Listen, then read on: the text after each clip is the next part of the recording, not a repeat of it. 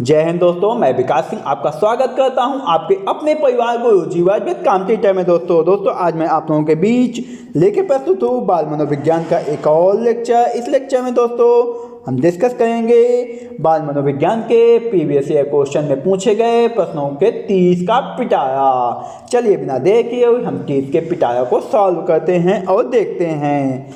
चलिए आप देखते हैं कि एक छात्र बुद्धिमान है, आप वह जैसे अधिक प्रगति कर सके उस पर या उस तरह उसे अनुप्रेरित करेंगे, उसके साथ संतुष्ट रहेंगे, उसे अतिरिक्त गृह कार्य नहीं देंगे, उसके अभिभावकों को सूचित करेंगे कि वह अधिक बुद्धिमान है। दोस्तों तो इसमें कौन सा ऑप्शन जाता है? आप बुद्धिमानी दिखाएंगे और उसे क्या करेंगे?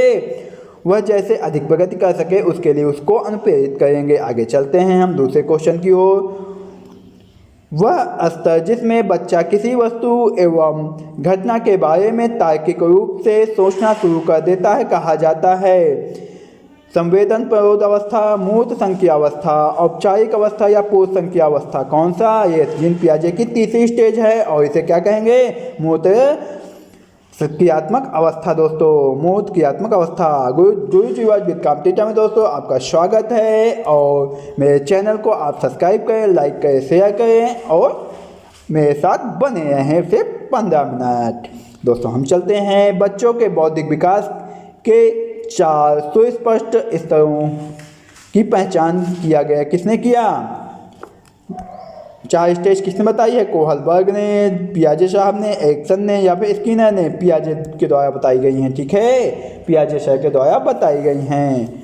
हम चलते हैं अल्पवयस्क बच्चों के अधिगम में अभिभावकों की भूमिका होती है निषेधात्मक, संवेदनात्मक, उदासीन या अग्र सक्रिय। क्या होती है?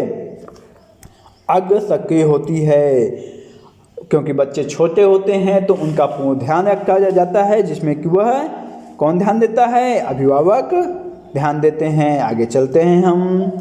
बच्चे के संज्ञानात्मक विकास को सबसे अच्छे तरीके से परिभाषित किया जा सकता है कहाँ? खेल के मैदान में, ऑडिटोरियम में, विद्यालय एवं कक्षा में या फिर गृह में। कहाँ पे? विद्यालय एवं कक्षा में, ठीक है। आगे चलते हैं हम। कक्षा में विद्यार्थियों की रुचि बनाए रखने के लिए एक शिक्षक को उचित है क्या कर श्यामपद का प्रश्न प्रयोग करना, श्यामपद का प्रयोग करना, चर्चा करना, कहानी कहना या प्रश्न पूछना। क्या है? प्रश्न पूछना, ठीक है। आगे चलते हैं हम। एक शिक्षक के लिए सबसे महत्वपूर्ण क्या है? कक्षा में अनुशासन बनाए रखना, विद्यार्थियों की कठिनाइयों को दूर करना, कक्षा में समयानुवर्ती होना या एक सुवक्ता होना। क्या होना? शिक्षक का सबसे महत्वपूर्ण क्या है? विद्यार्थियों की कठिनाइयों को दूर करना। दोस्तों ठीक है। आगे चलते हैं हम। 8वां क्वेश्चन है बुनियादी स्तर पर मातृभाषा में शिक्षा देना बेहतर है क्योंकि प्राकृतिक वातावरण में बच्चों को सीखने में सहायता करेगा, बच्चों में आत्मविश्वास का विकास करेगा, अधिगम को सरल बनाएगा, बौद्धिक विकास में सहायता करेगा। तो क्या ऑप्शन सही होगा इसका? प्राकृतिक वातावरण में बच्चों को सीखने में सहायता करेगा। आगे चलते हैं दोस्तों गुरु जीवाज विद कॉम्पिटिटर में बने रहें मेरे साथ। आगे चलते हैं। श्यामपद पर लिखते समय सबसे महत्वपूर्ण क्या है? अच्छी लिखावट, बड़े अक्षरों में लिखना, लेखन में स्पष्टता, छोटे अक्षरों में लिखना। सबसे अच्छी बात क्या होगी? लेखन में स्पष्टता होनी चाहिए। अच्छी लिखावट भी हो जाएगी उससे और बड़े अक्षर लिखेंगे तो यह सब उससे स्पष्ट हो जाएगा। आगे चलते हैं हम 10वें क्वेश्चन की ओर। हमारा 10वां क्वेश्चन है जब एक विद्यार्थी असफल होता है तो समझा जाता है पद्धति असफल या वैयक्तिक असफलता है, शिक्षक असफल या फिर पुस्तकें या पाठ्य पुस्तकें असफल हैं। दोस्तों क्या समझा जाता है? यह वैयक्तिक असफलता है। आगे चलते हैं हम। किशोर अवस्था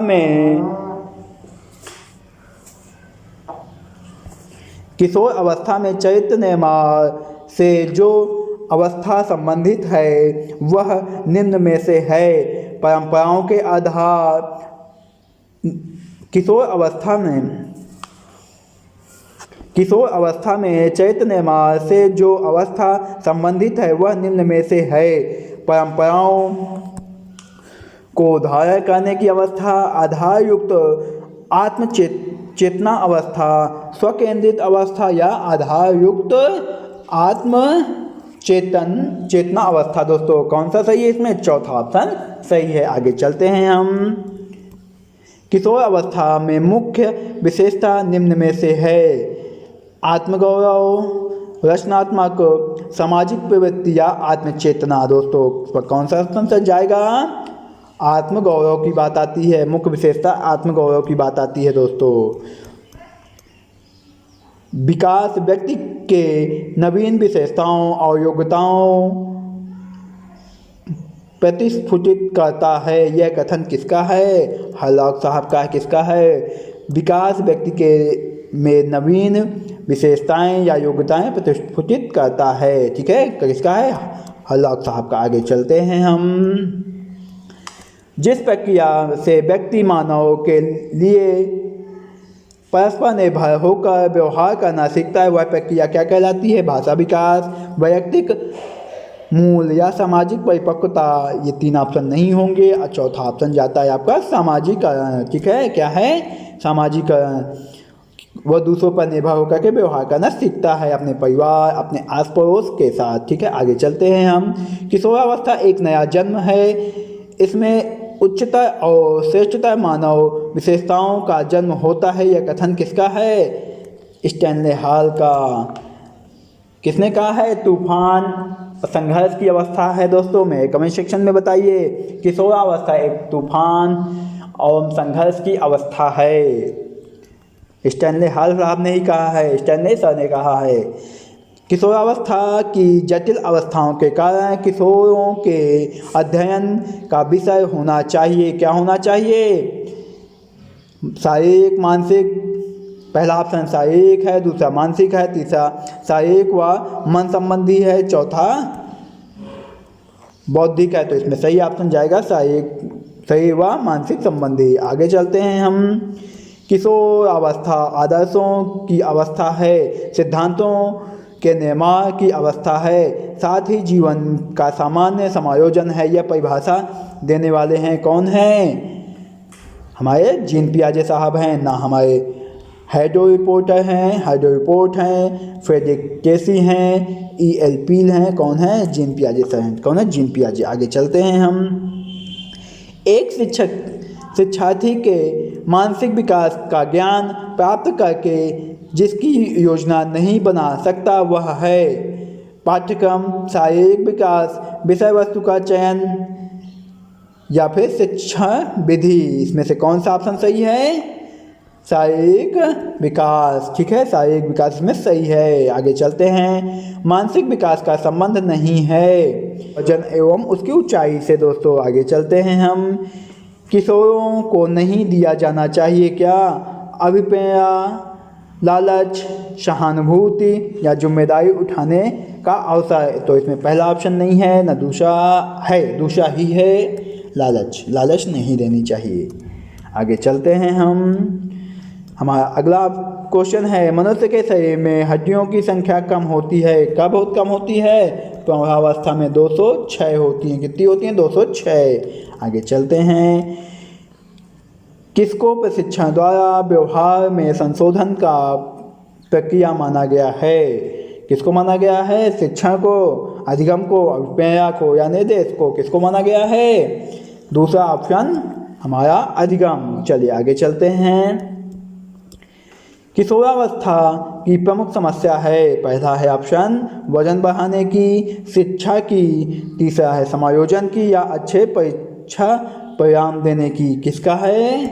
समायोजन की समस्या सबसे बड़ी समस्या है। दोस्तों आगे चलते हैं। 24वां क्वेश्चन है, संवेदना ज्ञान की पहली सीढ़ी है। पहला ऑप्शन दिया है इसमें शारीरिक विकास की, दूसरा है ध्यान का विकास, तीसरा है भाषा का विकास, चौथा है मानसिक विकास। तो इसमें कई सही ऑप्शन मानसिक विकास होगा। दोस्तों आगे चलते हैं। किशोरावस्था बड़े संघर्ष, तनाव, तूफान और विरोध की अवस्था है। ये क्वेश्चन मैंने अभी आपसे पूछा था, तो इसमें कौन सा ऑप्शन है? स्किनर का, E.L. किलपैट्रिक का, स्टैनले हॉल का या थॉर्नडाइक का? किसका ऑप्शन सही है? थॉर्नडाइक का है। थॉर्नडाइक का? जी नहीं, स्टैनले हॉल साहब का है। किसका है? स्टैनले हॉल सर का। निम्न में से शैशवावस्था की विशेषता नहीं है। क्या नहीं है? शारीरिक विकास की तीव्रता, नैतिकता का होना, मानसिक क्रियाओं की तीव्रता या दूसरों पर निर्भरता। तो किसमें कौन सा है? नैतिकता का होना। ठीक है, आगे चलते हैं हम। निम्न में से कौन सा विकास का एक सामान्य नियम नहीं है? व्यक्ति विभिन्न दर से विकसित होने, दूसरा विकास तुलनात्मक रूप से क्रमबद्ध होना, विकास एक निश्चित उम्र के बाद रुक जाना या विकास सनय सनय होना। तो इसमें कौन सा है? विकास जीवन पर्यंत चलने वाली प्रक्रिया है, एक उम्र के बाद नहीं रुकता है, वो वृद्धि रुक जाती है। वृद्धि और विकास में अंतर होता है। वृद्धि एक समय के बाद रुक जाती है, जबकि विकास जीवन पर्यंत चलने वाली प्रक्रिया है। दोस्तों 28वां क्वेश्चन देखते हैं। कौन से आयु समूह के लिए एरिक्सन ने विकास की 8 अवस्थाएं बताई है? जन्म से मृत्यु तक, जन्म से बाल्यावस्था तक, जन्म से किशोरावस्था तक, जन्म से युवावस्था तक। कब से कब तक? जीवन पर्यंत चलने वाली प्रक्रिया को बताते हुए जन्म से मृत्यु तक की प्रक्रिया को उन्होंने डिस्कस किया है। आगे चलते हैं हम। निम्न में 29वां क्वेश्चन देखते हैं हम। निम्न में से कौन सी संज्ञानात्मक प्रक्रिया है? खेलना, प्रतिवृत्ति क्रियाएं या चिंतन या दौड़ना? कौन सा इसमें? चिंतन। ठीक है, कौन सा ऑप्शन सही? चिंतन। दोस्तों हम चलते हैं लास्ट क्वेश्चन की ओर। मानसिक विकास को प्रभावित करने वाला कारक नहीं है। मानसिक विकास को प्रभावित करने वाला कारक कौन सा नहीं है? परिवार का वातावरण, परिवार की सामाजिक स्थिति, परिवार की आर्थिक स्थिति।